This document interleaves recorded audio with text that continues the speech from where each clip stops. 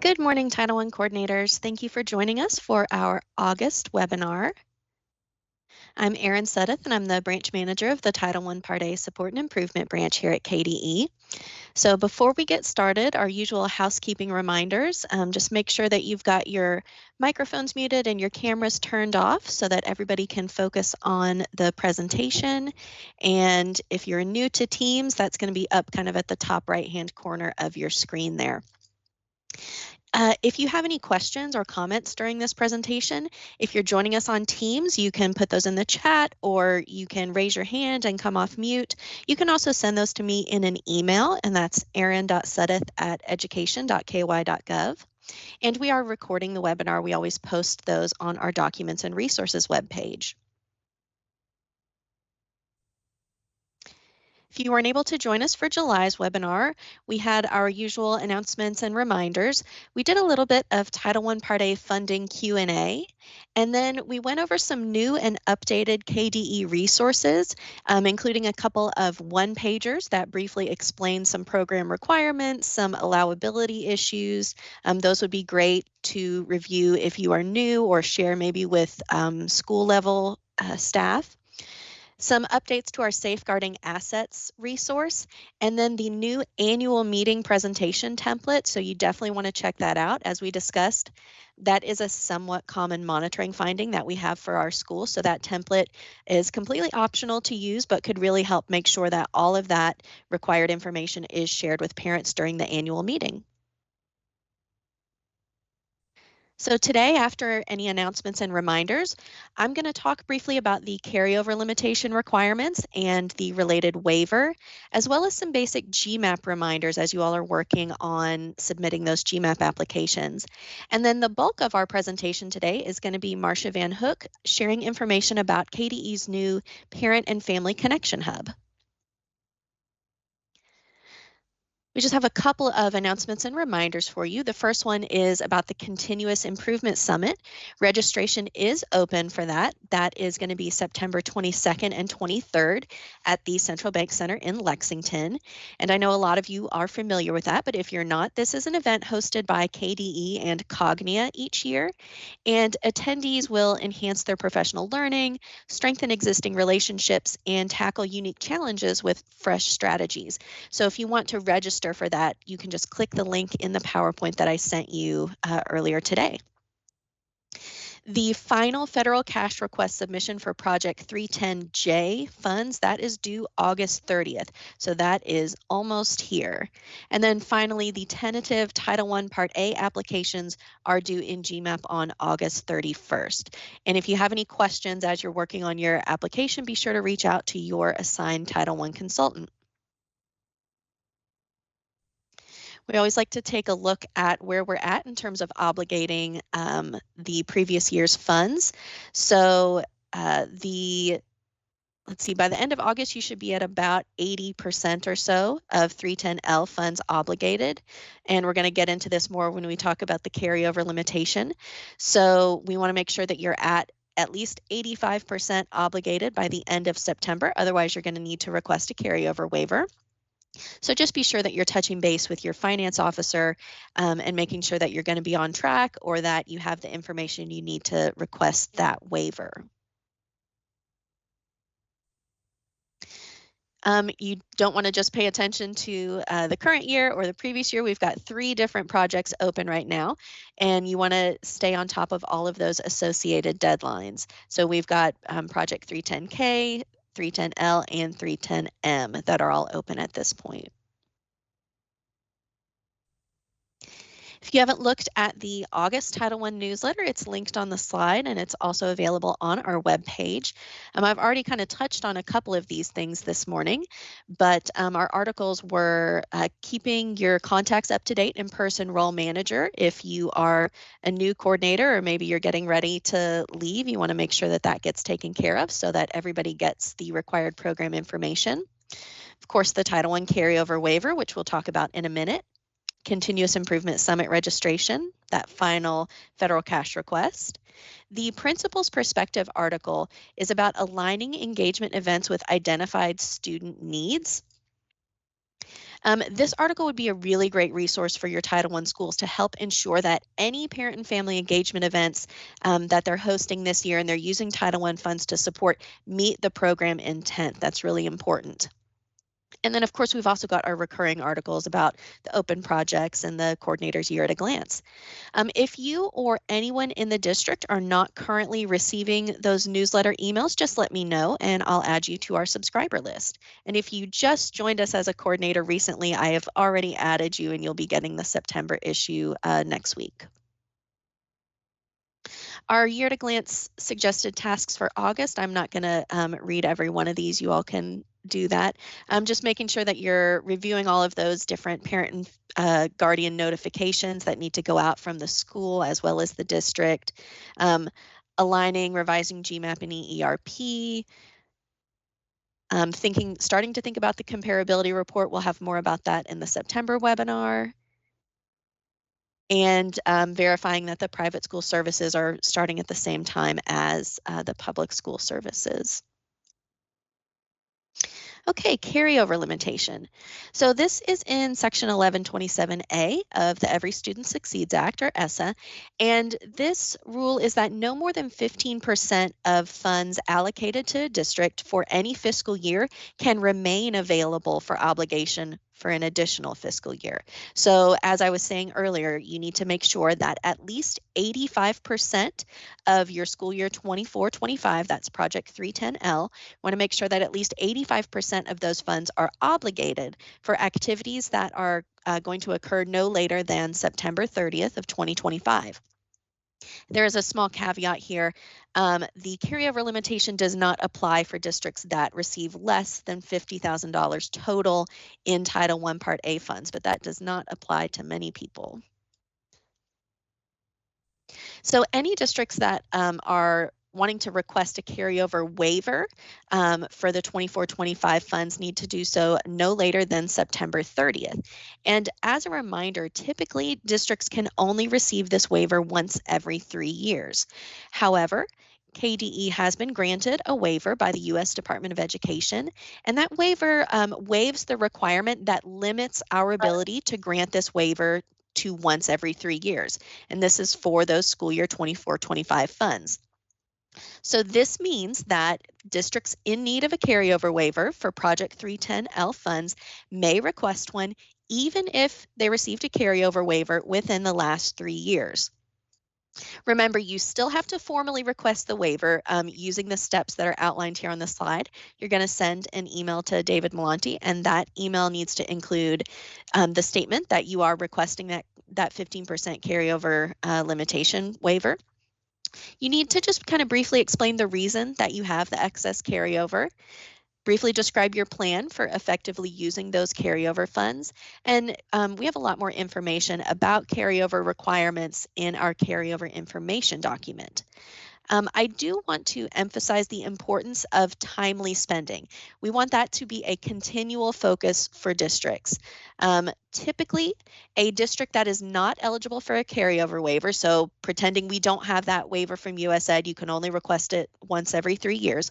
So typically, if a district is not eligible for that carryover waiver because they've already gotten one in the last 3 years, if they carry over more than 15% of funds, then ESSA states that they have to have the next year's allocation reduced by however much they were over that 15%. So let's say that you were only able to carry over $100,000, but you carried over $125,000. That means that your next year's allocation should be reduced by $25,000. So obviously we don't want that to happen.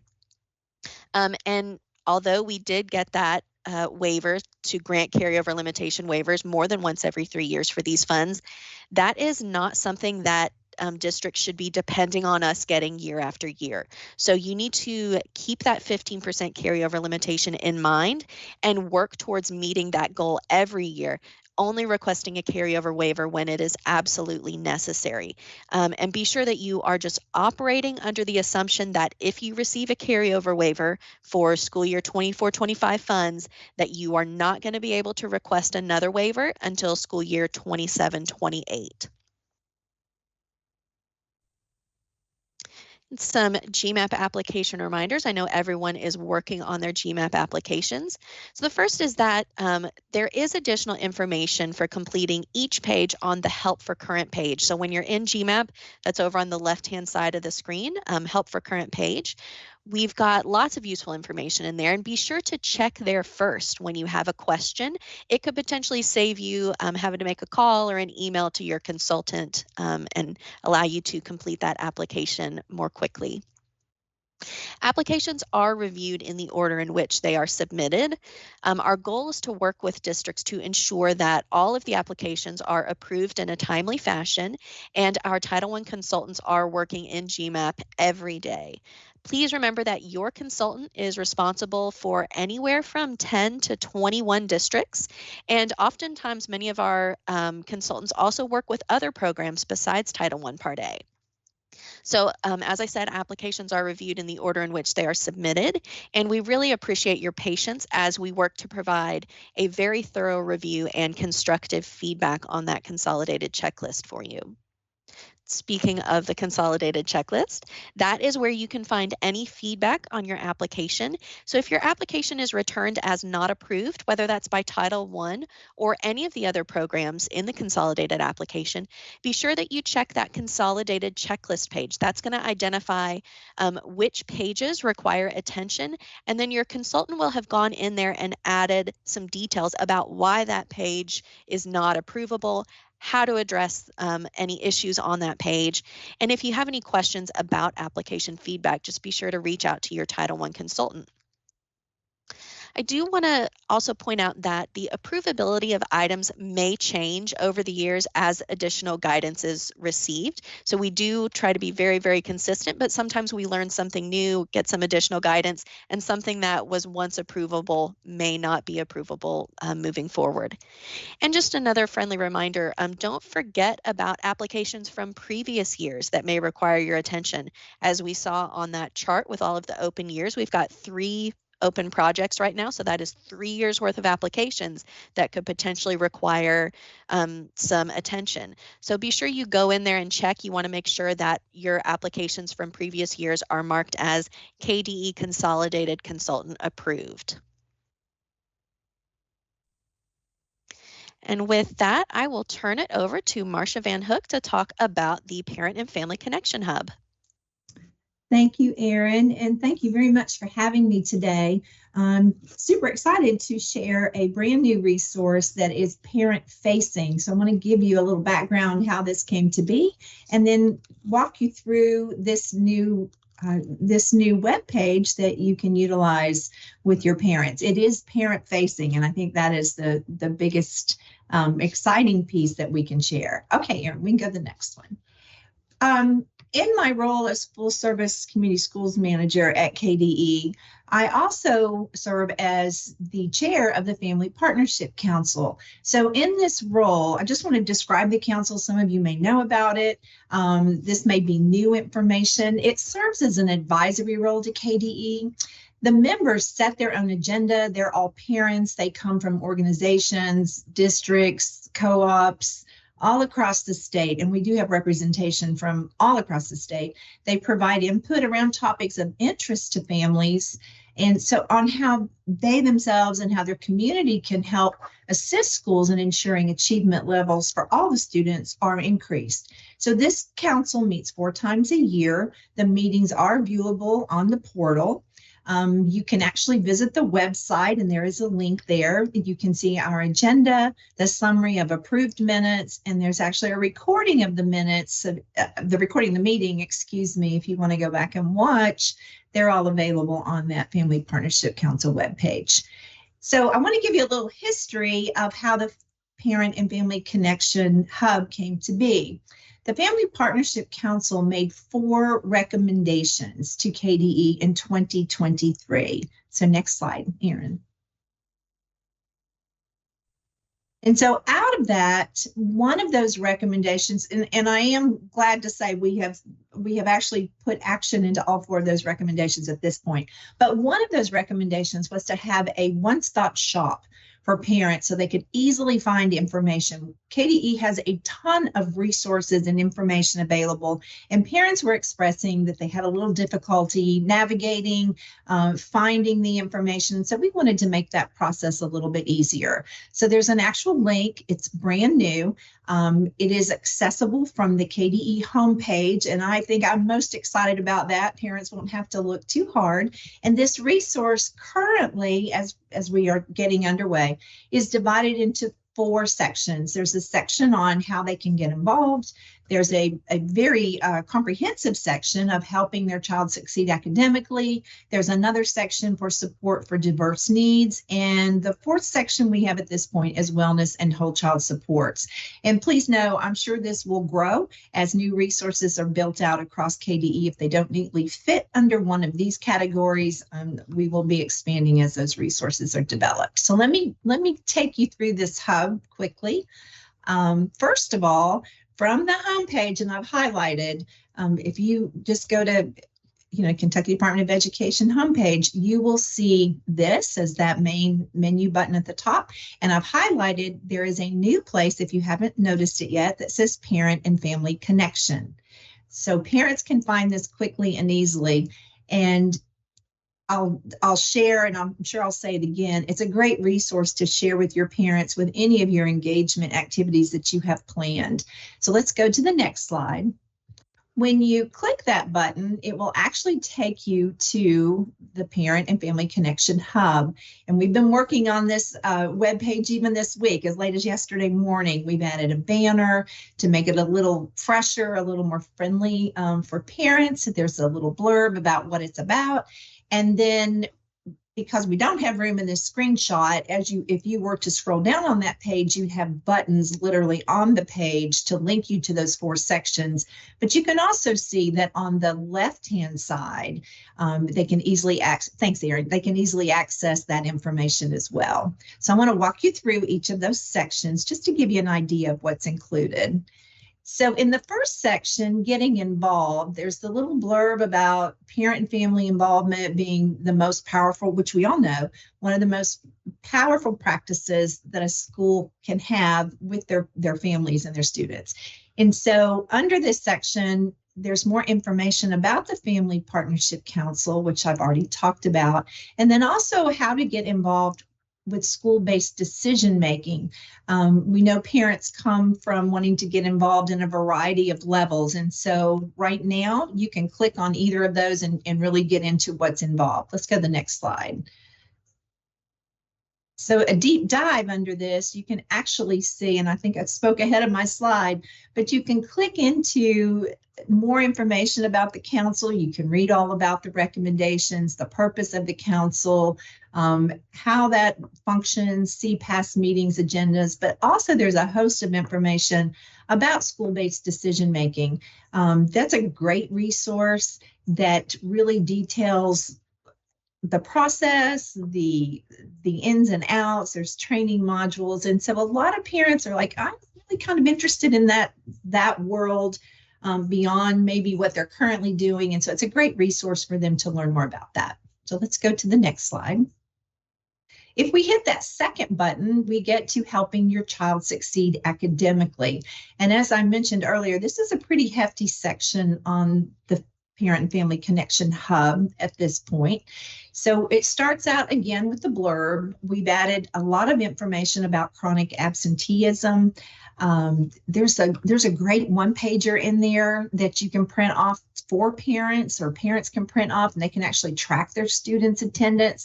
And it's color-coded. It's a couple absences there, it's still in the green zone. It shows them when they start moving into like a caution area, you're getting close, or when suddenly they're tracking and there's a red code so that they can actually say, we're into that chronic absenteeism number, which we know is that 10%. So just to share that, and let's go to the next slide, which is a deeper dive, because I know you can't see everything that's on that particular page. But each of these sections that are listed here are resources, and embedded within each of these is a huge amount of other resources that you can explore. So I talked about the chronic absenteeism. I'm going to show you something from the family guides on the next slide. There's also a family guide to student assessment to help parents understand about the different types of assessment, how assessment is used. There's a link to Infinite Campus to help guide them through that. There's also a link to KET, the Kentucky Educational Television, which really has a lot of programming to help from birth on. So you can see we linked actually to helping your little ones achieve big things. Legislative updates. That's a link for parents to see what is going on legislatively and how that may impact them. There's a link to Open House. There's a Read at Home family plan. And then there's a guide to help family understand the standards and the resources. And that one's kind of broken out by grade level 2. So there's a host of information here. Let's go to the next slide.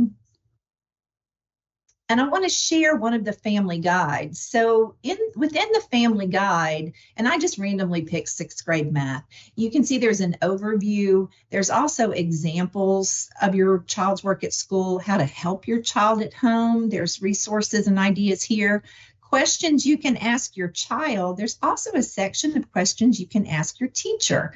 So when you're, sharing this is a great resource. And I will say this, I shared this last week with a group of educators in districts, and they were so excited. Some of them didn't know this resource was out there. So even though it's parent facing, they were super excited to see that there were even questions here to guide their teachers. And we just thought this was a great resource, especially at the beginning of the year, to share with families to help that engagement and that connection not only be stronger, but maybe a little more comfortable from the parent perspective, and so that they can learn more about how to engage, what kind of questions to ask. Let's go to the next page. The third section on the hub currently is support for diverse needs. And on this page, there's information around a variety of student needs that we can see. Let's go to the next slide. If we take a deeper dive, we can see within that page, there are resources for the English learner and immigrant families. There's a host of information around Individuals and Disabilities Act, Individuals with Disabilities Act. I'm getting tongue-tied here. There's also a huge resource for parent and family rights. There's information there for parents defining what is an ARC meeting, what are their procedural safeguards, which they get, but there's a lot of information there that to help them through that process, and even defines the process for them if they find themselves there. There's a parent guide for special education with a lot of those resources. There's also a link to McKinney-Vento, which those of us in education, we just refer to the Homeless Children and Youth Act. So that information is there. It's Title IX Part A. So a lot of information with whatever a student may present with a need is there. Next slide. The last section is the wellness and whole child supports. There's a ton of information built in here as well. There's connection, family involvement. I'm going to share a little bit about that in just a second. There's also the full service community schools, which is where a lot of my work with family engagement and community engagement is centered. And then it links you to the whole school, the whole child. Let's go to the next slide, Erin. So let me just dive in here a little bit. That whole school, whole child section is there, and that gets into a lot of health, nutrition, exercise. I mean, it just really explores the whole child. The family involvement section, let me just jump back to that first bullet. There's a great resource, a parent and family toolbox that parents can access. There is a Kentucky Collaborative for Family and Schools, which I also attend, but there is a family engagement digital playbook. Some of you may be aware of this, but it has wonderful resources of how to connect your leadership teams with your parents, how to connect your school with your parents, some things that parents can do, and that's broken out. That's a great resource if you haven't seen that. And then the full service community schools, just to give you a little background kind of where I focus a lot of work is really the active family and community engagement piece. Like, how are we building that in and aligning it with the work that we're doing? And I know, not to get too far into it, but if the school is a Title I school, their CSIP can serve as their Title I plan, their school-wide plan. And so how do you bring all of that community piece and all of those requirements from Title I into the work that you're actually doing? And I like to refer to it as making the most out of the audience in the group that you have. And so how do you bring all these things together so you're not having 5,000 different things going? Your Title I meeting can be a community meeting. It can be a family meeting. Expanded enriched learning times as before and after school programs, all of the integrated supports that gets back into that wellness. A lot of times we have hospitals that are working or colleges that are working with schools to help students succeed in whatever need they may have. I know I'll share one quick example. We actually have one of our schools that has created a partnership with a local college, in the optometry department actually goes out and checks the student's vision, and they help provide glasses. And when this first started last year, it was one school. It's expanded into every school in that district and actually the neighboring district. And they found over 30 kids in grade 3 that had vision problems that had not been addressed. So these kind of things are ways to bring families in and connect and just use resources. So I just wanted to speak to that a little bit. Collaborative leadership is a huge one, like working with parents. And so a lot of this work really encompasses a lot of the things that your Title I pieces are, your compliance pieces, or what you're asked to do, or your Title I meetings. How do we bring them all together? Let's go to the next slide. The parent and family toolbox, I just want to do a little deeper dive into that. It has a host of parent organizations across the state that are support organizations. There's a variety of those and how that links directly to them. So if a parent is interested in one of those organizations, they can find out more information.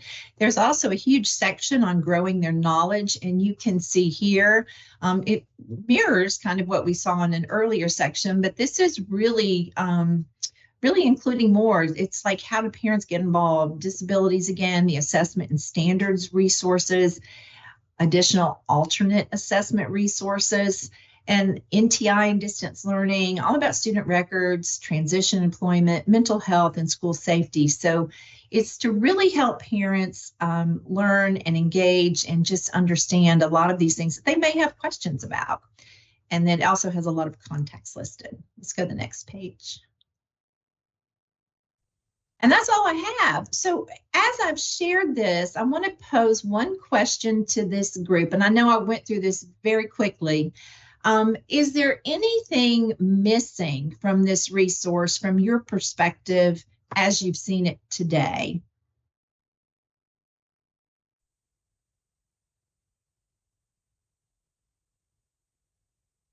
Question that you had or a comment that you have, because your input would be very helpful to us as we are rolling this out.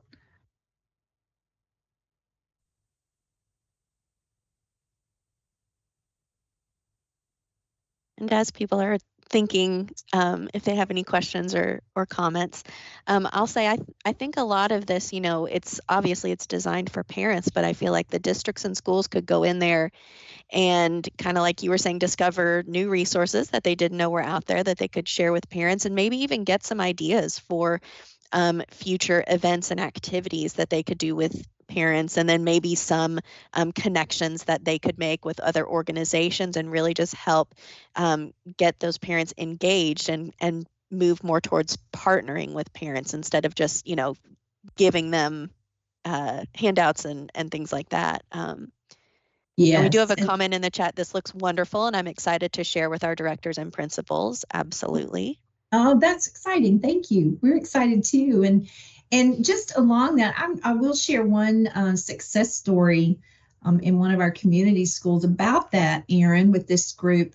Everybody has a back to school open house, some type of event, and tries to, mix that maybe with a Title I night later on and getting parents involved. And we also have a link on the Family Partnership Council. Let me go at it two ways, that you can actually go read about success stories in the districts and schools. We actually have schools and district information where they've submitted something that has had a great impact for a student, a family, and a community. But one of those is Rockcastle County. And last year, they actually convened a group of parents and actually turned over their open house to the planning with the parents, and that district director just facilitated.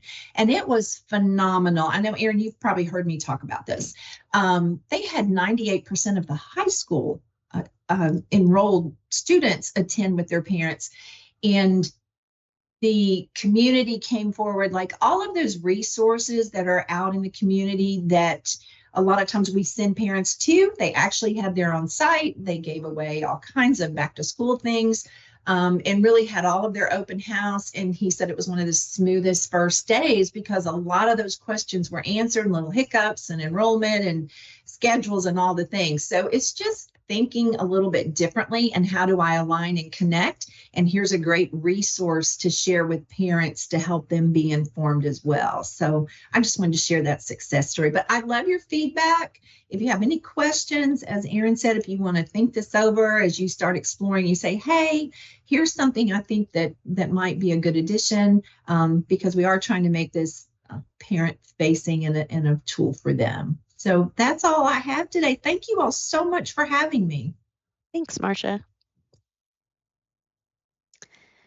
All right, so that's going to be all I have as well. So before we log off, if you have any questions, whether it's about something that Marcia shared or something I shared, if you want to go ahead and put those in the chat or send those in an email, you can do that right now. And we'll go ahead and think about next month's webinar. That is going to be on September 25th at 10 a.m. Eastern, as always.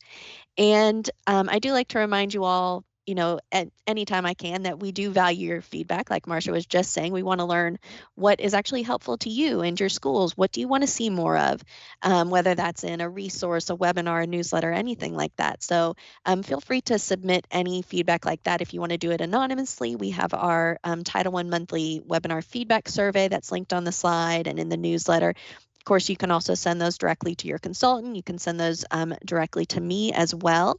And after the July webinar, I did receive a request in the survey for some additional templates and one-pagers, as well as maybe some more information on things like homeless and foster care. So that's definitely something that I'll start exploring and working on to be able to share with everyone. I don't see any questions in the chat. Let me check my email really quickly. All right, I don't see anything there. Oh, wait, we do have a question. So is it possible to generate a general script for the compact discussion? That is a great idea. I think that's definitely something that we could look into trying to develop for everybody. Or maybe if anybody has something like that already and they want to, you know, send that to me, I can send it out to the group. I think I remember, I want to say it was Oldham County. I could be wrong. Somebody had kind of a little checklist for the teachers to use at the conference and kind of help them incorporate that compact discussion. So anything like that that others could use, or maybe we could kind of build off of, that would be great. All right. Well, thank you all for joining us, and we will see you in September.